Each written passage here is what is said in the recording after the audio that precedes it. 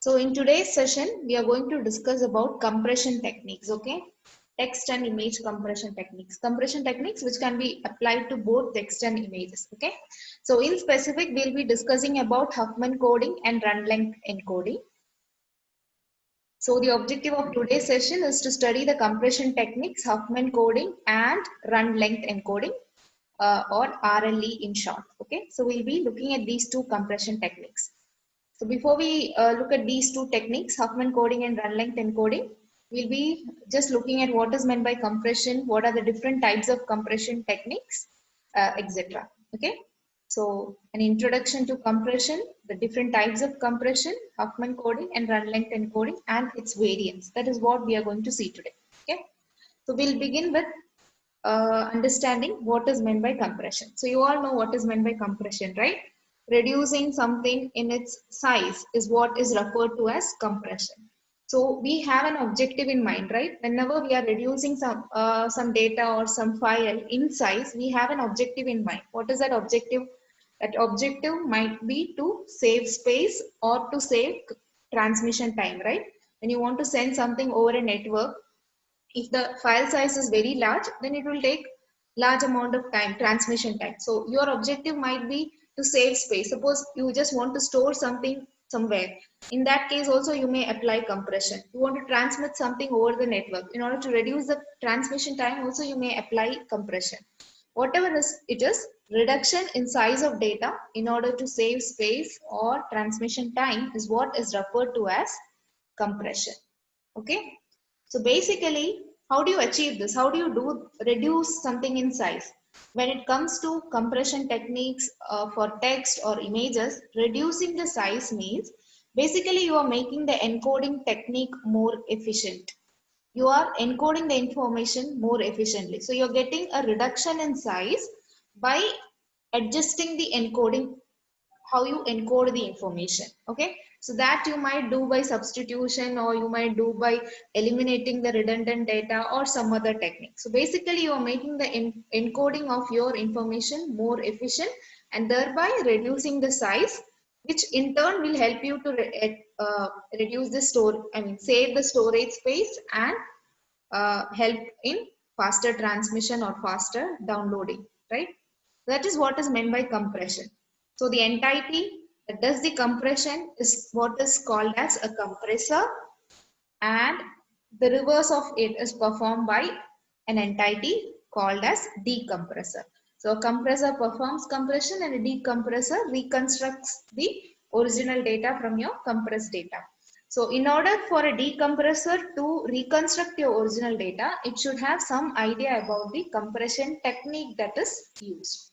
So for decompressing, some knowledge about the compression technique is a must, without which a decompressor cannot extract the original data back. Okay, now let's have a look at some of the most common compression schemes that are used with respect to text and images. So one is run length encoding, which we are going to see in detail. Another one is Lempel-Zipwelch, CCIT, JBIG, ART, ART, Fractal. All these are very popular compression techniques. We'll be having a look at run length encoding and CCIT compression techniques in this subject. All this, LZW, JBIG, joint bilevel image group, all these are compression techniques which you can apply to text and images. Okay. Now let's see some terminologies related to compression. Okay. Now when we are talking about compression technique, don't confuse it with image file format. Okay. Compression techniques deal only with how data is encoded. It has nothing to do with how data is stored somewhere. Okay. When you're talking about data storage, how a file is stored somewhere, that means you're talking about the file formats. When you're talking about how efficiently your data is encoded, that means you're talking about the compression techniques. So compression means it has to do with how data is encoded and not how it is stored. Okay. Our objective is to reduce storage space, but it has nothing to do with how it is stored. How it is stored relates to file formats. Okay, so don't confuse between file formats and compression techniques. Now let's have a look at some of the terminologies related to data compression.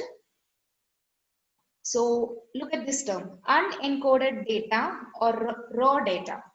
Unencoded data or raw data means your data before you apply compression. That means the data which you have on which you have not applied any compression technique. That data is referred to as unencoded data or your raw data. Once you apply a compression technique, the result and the output data that you get will be referred to as encoded data or compressed data. Okay, so these are two terminologies which you should know. What is meant by unencoded data and what is meant by encoded data, or what is meant by raw data and what is meant by compressed data. So something on which you have not applied any compression is raw data or unencoded data. Your output which you get, output data on which you have applied some compression, is called as encoded data or compressed data. Another term which you'll come across is compression ratio. Okay, compression ratio is the ratio of uncompressed data to the compressed data. That means number of bits in your original data divided by the number of bits in compressed data. That is what is referred to as compression ratio. Okay, number of bits in your original data divided by the number of bits in compressed data. That will give you the compression ratio. So if you say that you have a compression ratio of 10:1, that means your compression ratio is 5 times more efficient than a compression ratio of 2:1. Okay, so compression ratio is one more term which you should know. It is nothing but the ratio of number of bits in your original data, in your raw data, divided by number of bits in the encoded data. Okay, so these are three terminologies which you will come across in future. Now let's understand some types of compression. Okay, there are different classifications of compression techniques. So let's understand the different types of compression.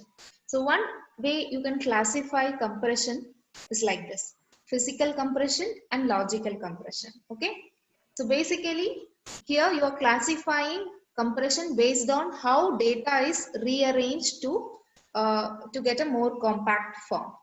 So this classification is based on how your data is rearranged in order to achieve that compression. Okay, so physical compression means you are actually compressing your data.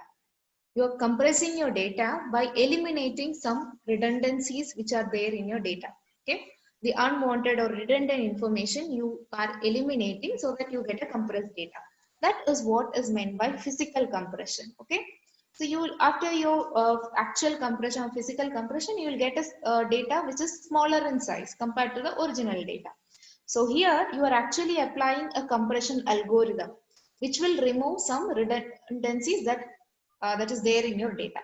That technique is what is referred to as physical compression. When you are applying an algorithm, some algorithm which will remove the redundancies in your data and thereby reduce the size of your data. Another kind of compression is logical compression. Okay, logical compression means you are not applying an algorithm as such.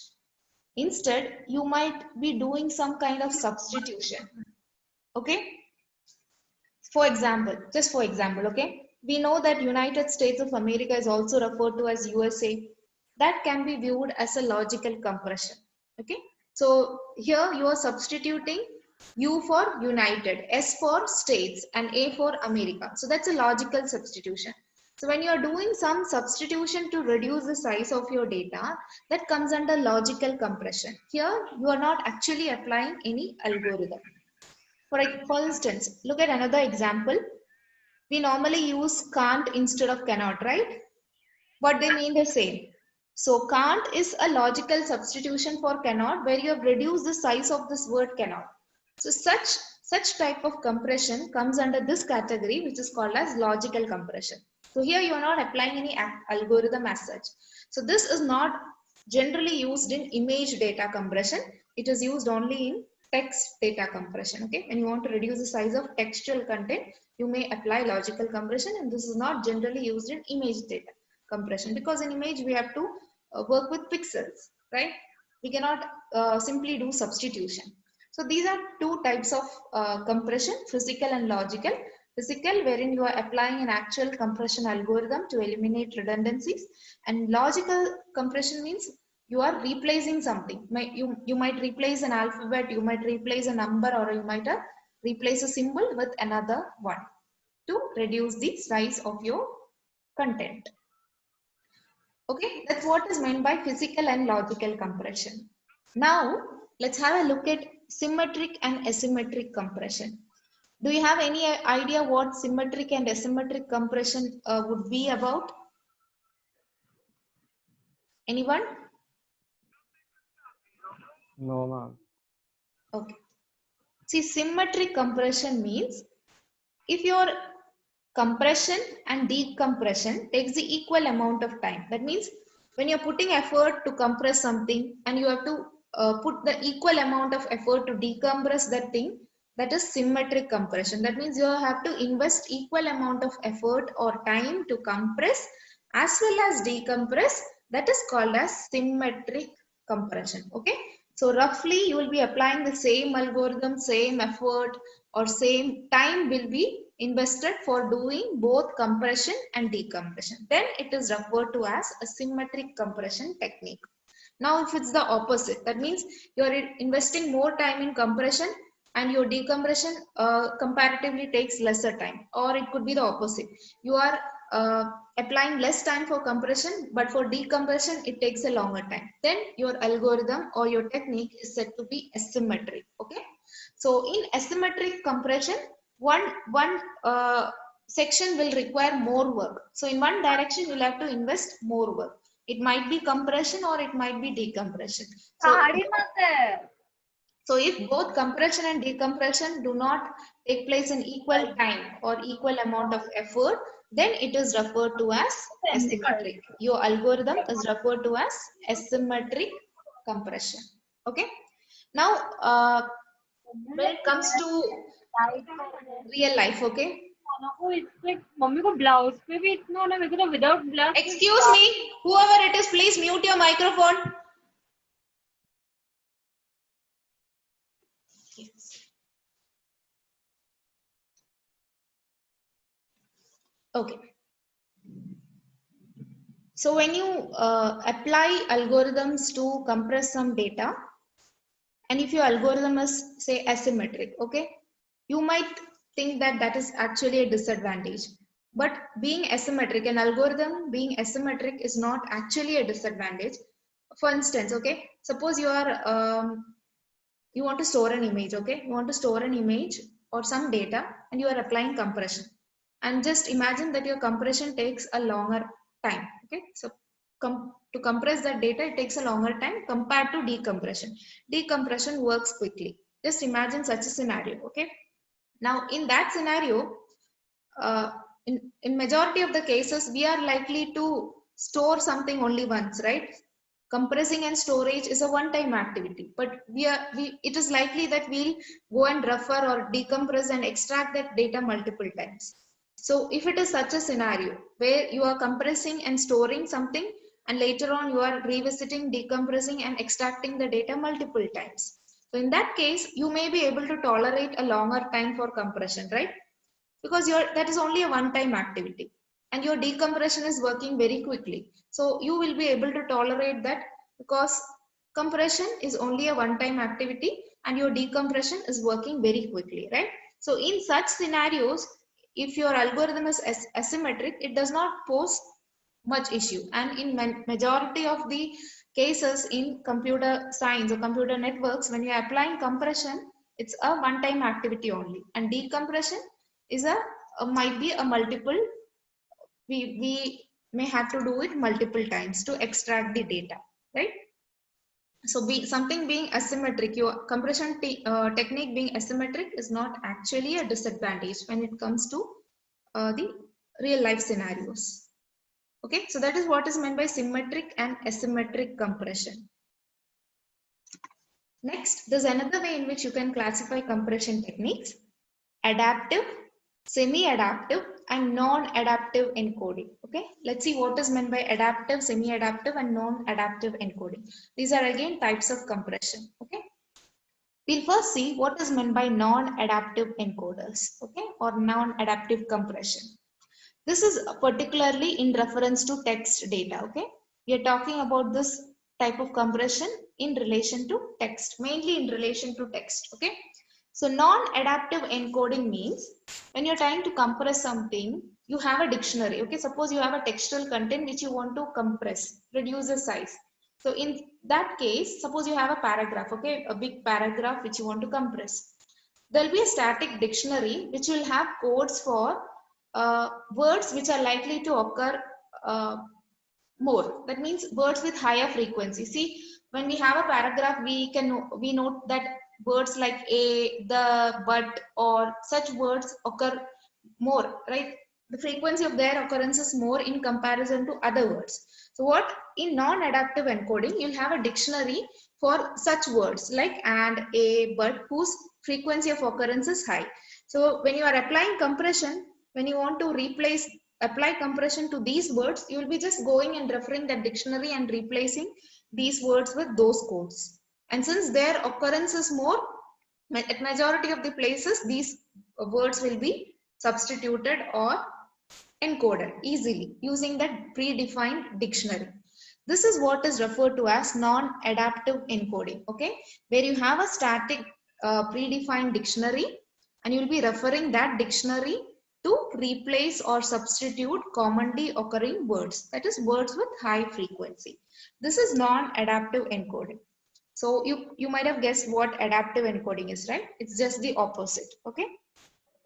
So adaptive encoding, on the other hand, does not have any preconceived heuristics. That means there's no predefined library or dictionary where you'll go and refer for compressing something. So LZW, we saw na Lempel-Zellwich. That is an example for an adaptive encoding technique where you don't have any predefined dictionary. So whatever you're trying to compress, you will be doing it in real time. You don't have any predefined list of static substrings which you will refer from any dictionary. Okay, so here you will be building or you will be doing compression in runtime. Dynamically you will be going on encoding your content. That is what is meant by adaptive encoding. Understood the difference between adaptive and non-adaptive encoding? In non-adaptive, you have a predefined dictionary with codes for frequently occurring words. So those words will be replaced by the codes in that dictionary. The rest of the words will be dynamically encoded. But in adaptive encoding, you don't have any dictionary. All the words in your text will be dynamically encoded in runtime. Okay. So semi-adaptive, as the name implies, it is a combination of adaptive and non-adaptive. Okay. So it basically comes in between these two techniques. So here you'll have two passes. When you're attempting to make compression, you'll have two passes. Okay. There'll be an initial pass where you will be using the dictionary to replace certain words, and then you will have another pass where you will replace the rest of the words, okay, where you will do the actual encoding. So you will have multiple passes when you are trying to apply compression to some textual content. So basically it is a combination. It has a dictionary in one pass, and in the other pass it does not have a dictionary. In the other pass it is dynamic encoding. So it's a combination of adaptive and non-adaptive encoding. Okay. So we saw physical and logical compression. We saw symmetric and asymmetric compression. We saw adaptive, non-adaptive, and semi-adaptive compression. Now, there's another way in which you can classify compression techniques: lossy compression techniques and lossless compression techniques. Okay. So, as the name implies, lossless compression means when you're compressing a data, some data, you will not lose any of the original information. Okay. When you're doing compression, you're actually reducing something in size, right? Normally, some redundant information which is there in your data gets lost when you're applying compression. But in lossless compression, your original information will remain intact, preserved. No data from your original information gets lost when you are applying compression. That is what is referred to as lossless compression. There's no loss of data. Okay? There's no data that is lost or discarded or manipulated. Contrary to that, lossy compression techniques means there is some data which is lost. Some might be redundant, might be irrelevant, or some data which is lost when you are applying the compression. Okay. So that is what is meant by lossy and lossless compression techniques. Can you give me any example for lossy compression and lossless compression techniques? Do you know any examples?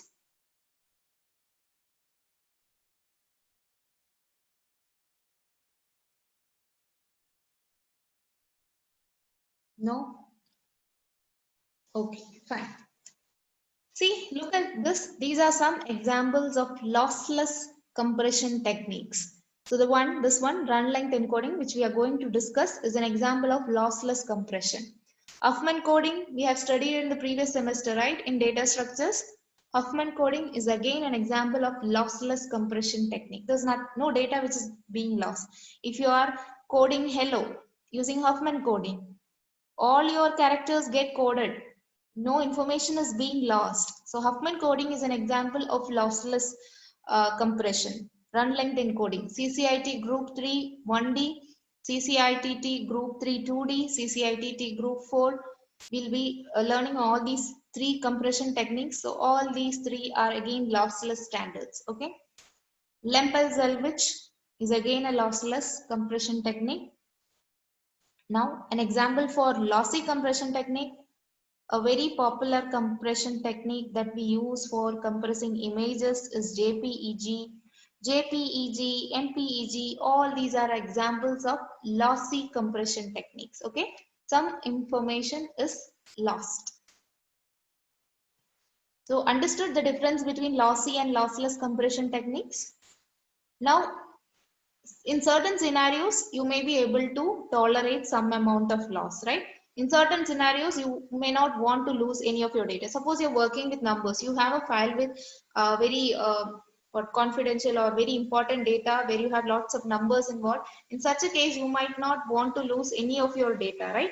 In that case, your tolerance is less. But imagine where you have a picture uh, which has a very high resolution in that, and you want to reduce its size. In that case, even if you reduce your size, if your image has very high color depth, that means it is using more than 256 or more colors, it has very high color depth, then even if some amount of information is lost, it will not cause considerable degradation to your image.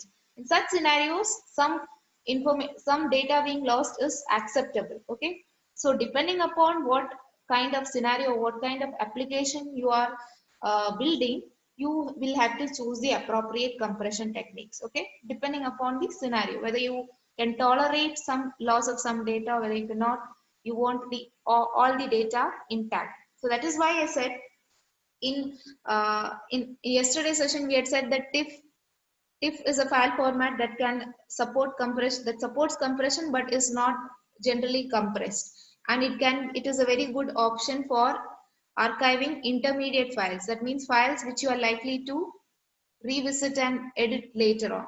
So TIFF does not use any compression technique, and there your data is not lost. So depending upon what your objective is, you will be choosing the appropriate compression techniques. Okay, so that's another way in which you can classify compression techniques, lossy and lossless. Now is another way of classifying compression techniques. You need to understand what is meant by binary image compression schemes. Okay, what we are going to discuss, RLE, is an example of a binary compression image compression scheme. So you have to just understand what is meant by binary image compression. Okay, it's not complicated.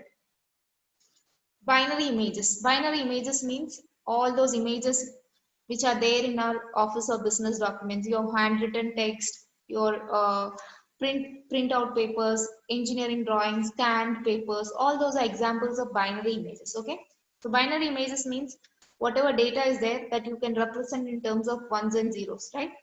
If you have some text printed on a sheet of paper, that is in terms of, that is represented in terms of pixels, and all those pixels correspond to some 1 or 0, right? So that is what is meant by binary image. So just consider the scenario where you have a scanned document. Okay, so we know that when you're scanning a particular document, every line is scanned one by one, right? Starting from the top of the scanning begins from the top of the page and proceeds like this to the bottom of the page, right? And every line, if there is some content over here, okay, that means there'll be some black and white group of black and white pixels. So a scan line is nothing but a complete line of pixels of height equal to 1 pixel. So you'll have numerous scan lines in your image when you are scanning this particular document.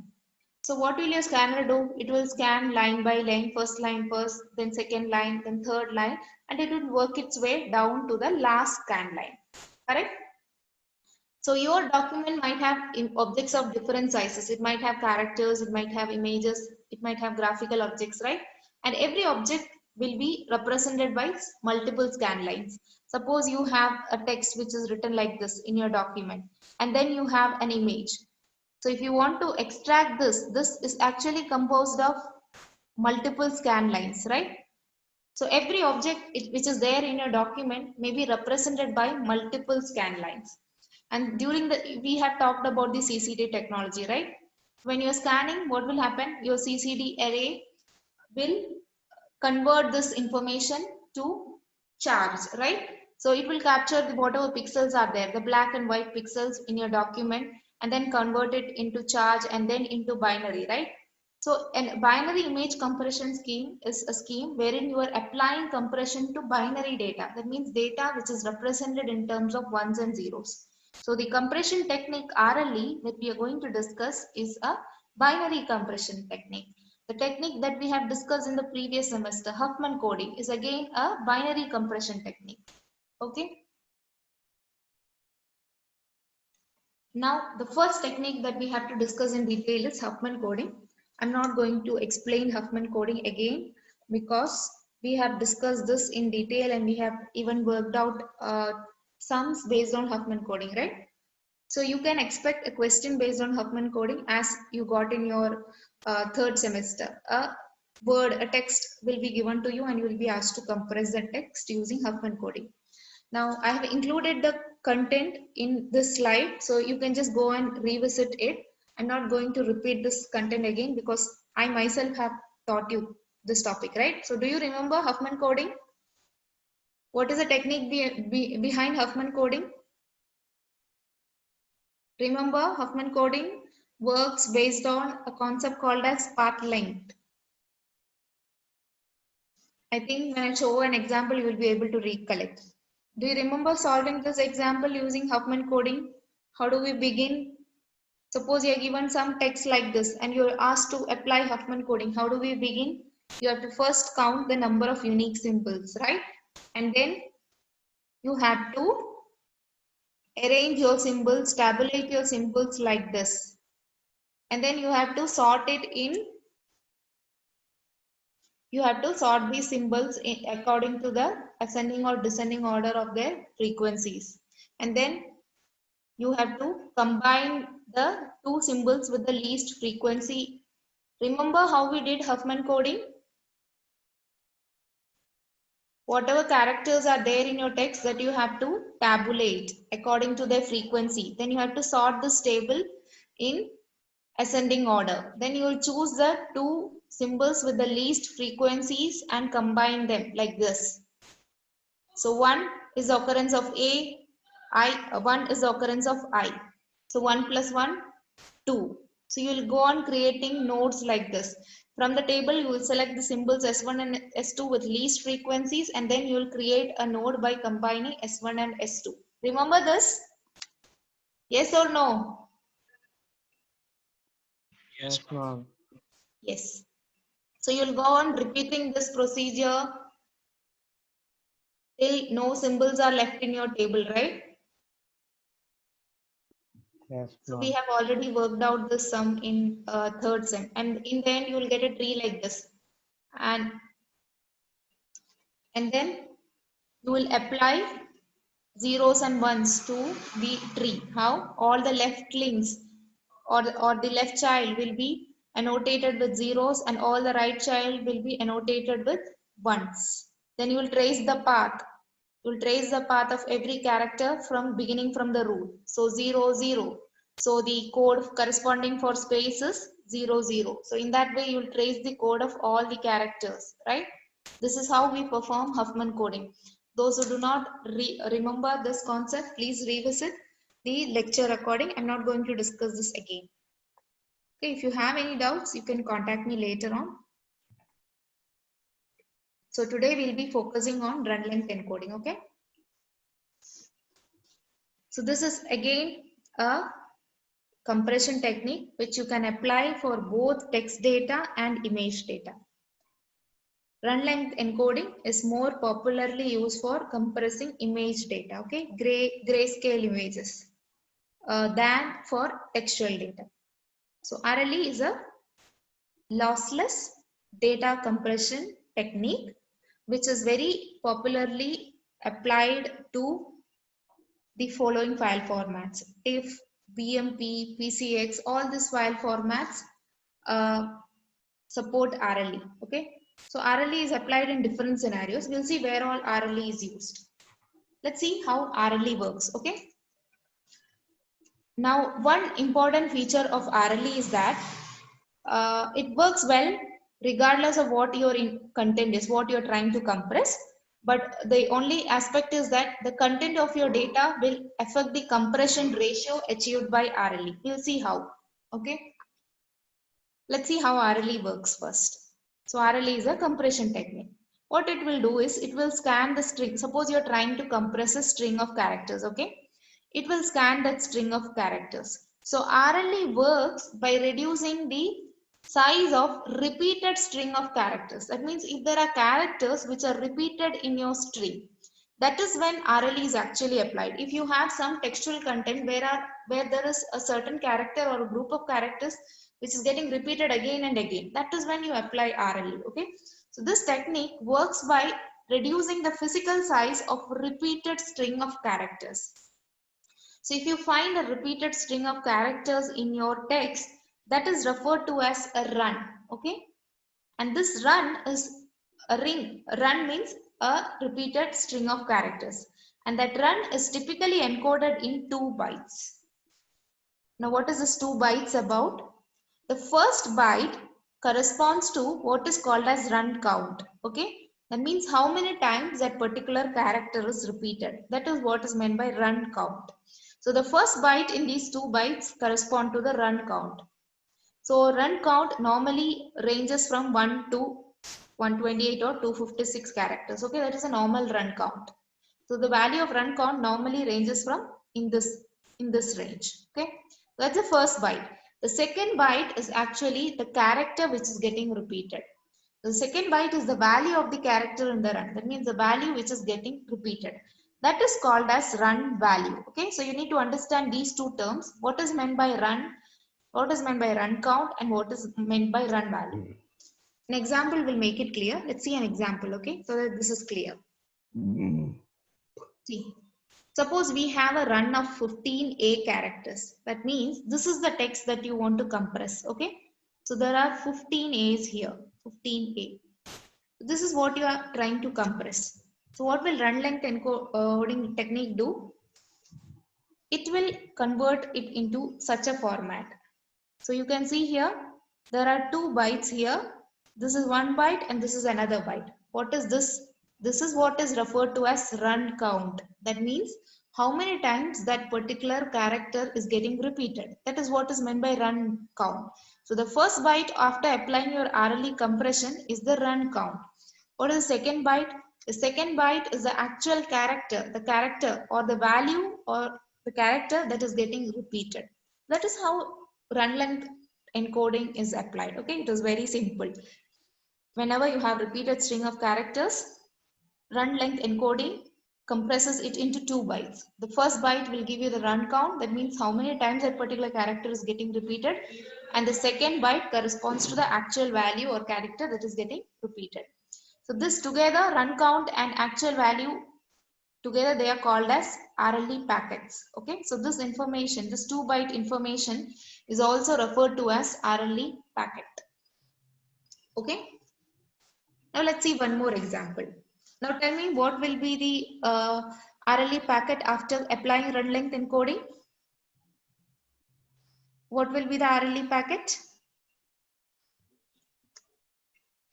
683B Say 3B 5X 5x T 5x 1t. 1T. 1t. Okay.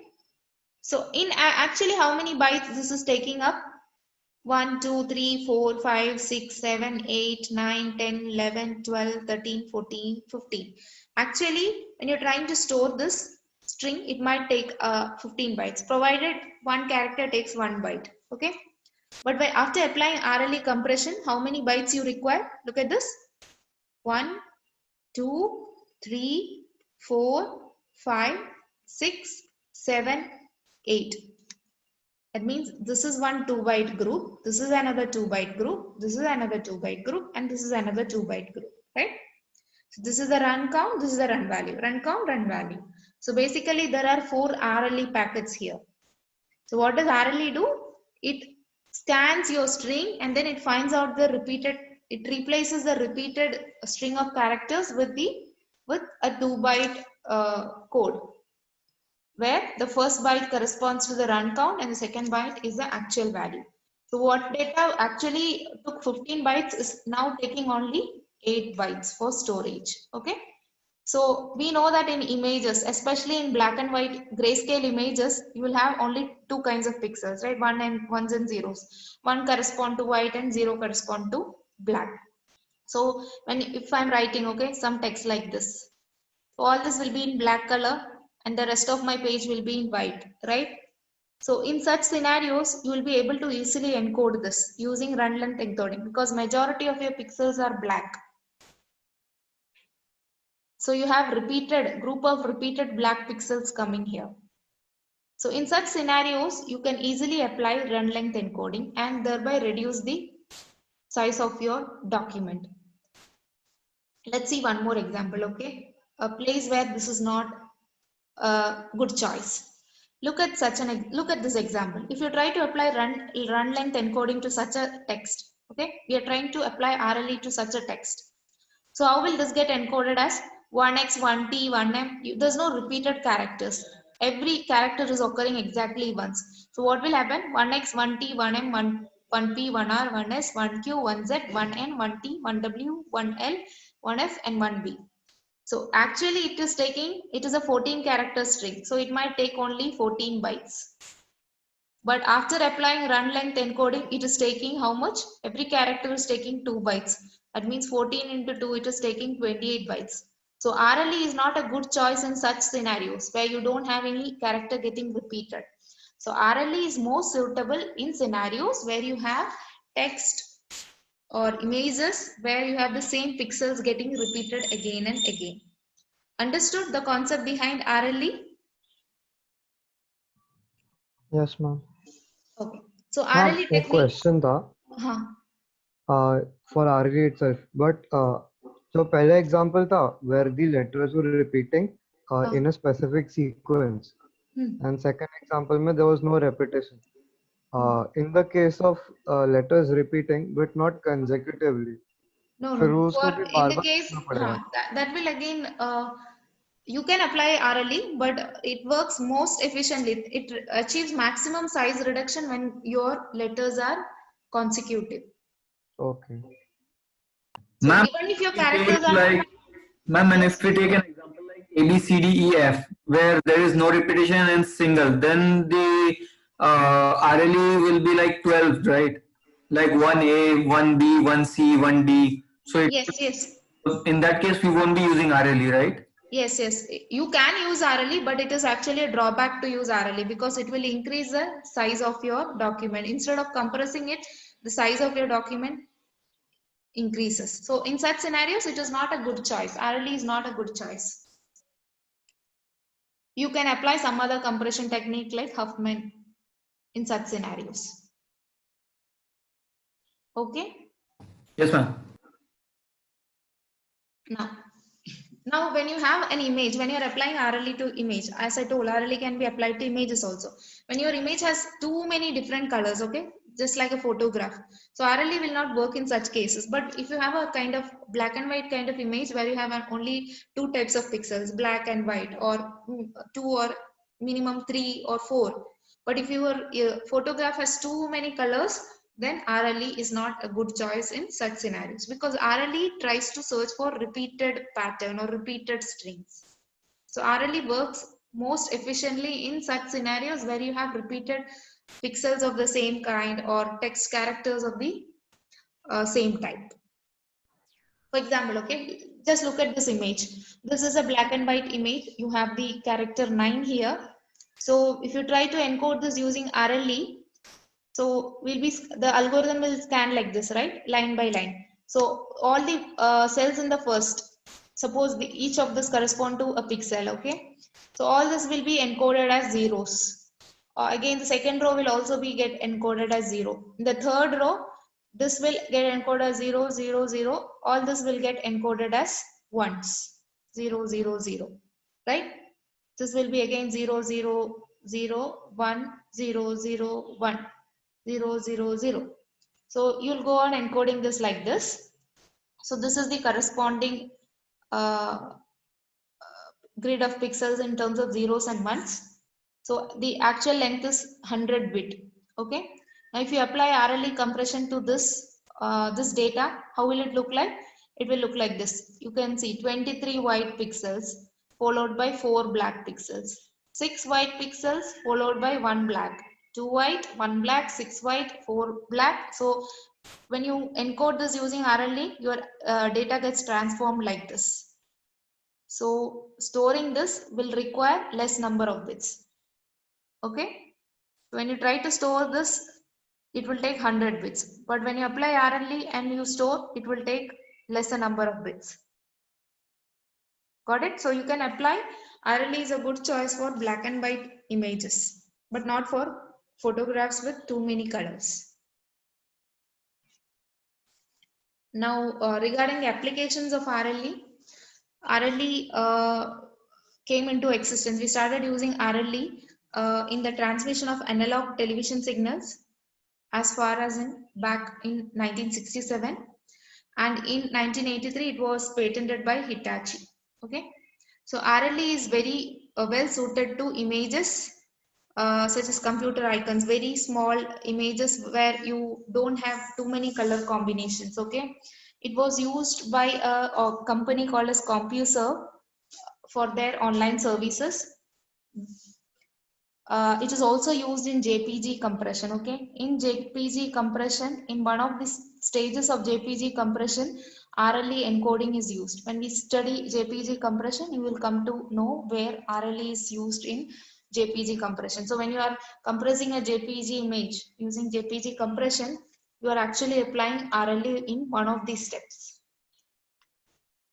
Okay, now let's see some of the variants of RLE. Okay, there are different types of RLE. It basically differs based on how you are scanning. Okay, it's nothing complicated. So one variant of RLE is when you scan like this. Okay, when you are encoding along the x-axis, that means you have some content over here. Okay, some pixels or some textual content over here which you are trying to encode. So if your encoding is proceeding like this along the x-axis, that is one type of RLE. Okay, so you start at the upper left corner and then you proceed from left to right across each scan line. You proceed like this till the bottom right corner of the image. So if you're encoding along the x-axis, that is one kind of RLE. Okay, one kind of encoding. So you begin encoding from here and then you go like this along the x-axis and then you reach here. That's one way in which you can perform RLE. Another way in which you can perform RLE is by scanning vertically. Okay, that is along the y-axis. So you will have content, some content over here, some pixel values or some content. You will scan like this. Vertically, you will be scanning starting from the top right corner, top left corner, and you'll go like this vertically along the y-axis until you finish scanning the whole image or page. Okay, this is another way in which you can perform RLE.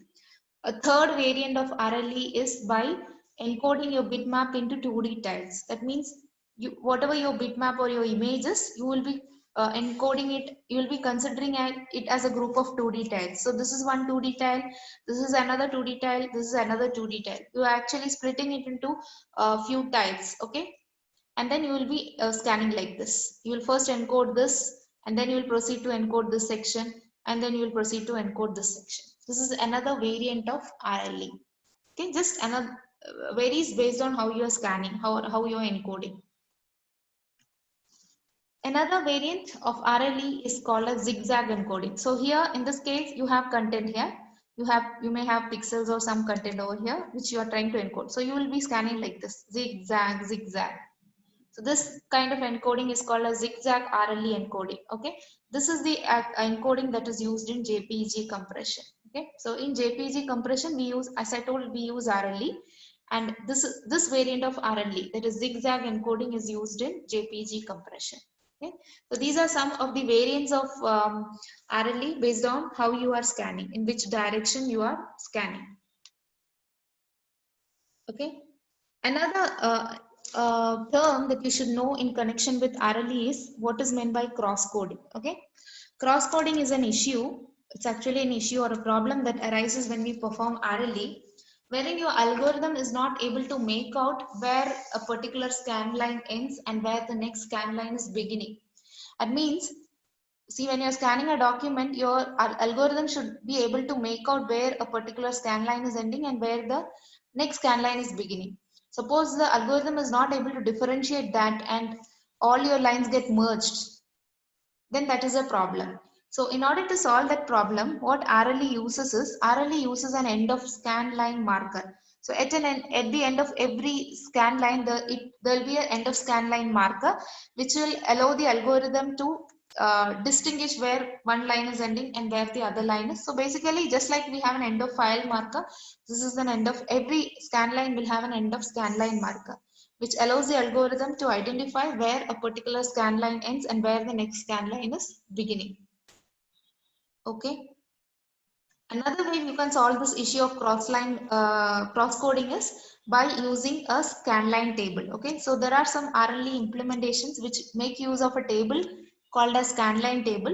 So in the scanline table, you will have where the offset values, where a particular line is beginning, where the next line is beginning, and so on. So everywhere that particular scanline table will contain the offset value corresponding to every scan line.